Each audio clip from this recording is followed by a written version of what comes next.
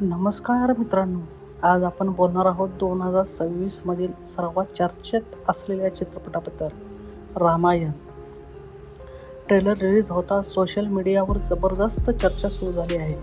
हा ट्रेलर खरंच भारतीय सिनेमाला एका नव्या पातळीवर घेऊन जाईल का? चला जाणून घेऊया.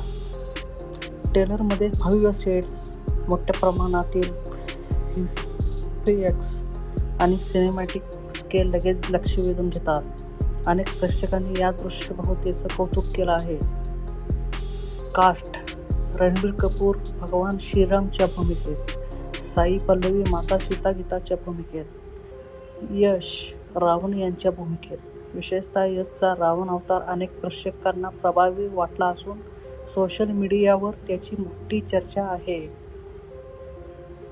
VFX आणि सिनेमॅटोग्राफी: या ट्रेलरची सर्वात मोठी ताकद म्हणजे त्याचा व्हिज्युअल स्केल. काही चाहत्यांनी याला भारतीय सिनेमातील सर्वात भव्य ट्रेलरपैकी एक म्हटलं आहे, तर काहींनी अजून काही VFX शॉट्स अधिक सुधारण्याची अपेक्षा व्यक्त केली आहे. बिग पॉईंट्स: काही प्रेक्षकांनी रणबीर कपूर यांच्या संवादफिकेवर प्रश्न उपस्थित केले आहेत. तसेच ट्रेलरमध्ये हनुमानाचे दर्शन न झाल्यामुळे चर्चा झाली. साई पल्लवी यांच्या कास्टिंगबाबतही मिश्र प्रतिक्रिया दिसल्या.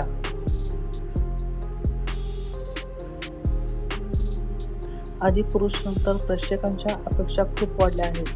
ट्रेलर पाहता रामायण अधिक वास्तववादी, भव्य आणि भावनिक अनुभव देण्याचा प्रयत्न करत असल्याचं दिसतं. मात्र अंतिम निर्णय चित्रपट रिलीज झाल्यावरच देता येईल. तुम्हाला हा ट्रेलर कसा वाटला? रणबीर कपूर, यश आणि साई पल्लवी यांच्यापैकी कोणाचा लूक सर्वात जास्त आवडला? कमेंटमध्ये नक्की सांगा. व्हिडिओ आवडला असेल तर लाईक करा, शेअर करा आणि चॅनलला सबस्क्राईब करायला विसरू नका. जय श्रीराम, जय हनुमान.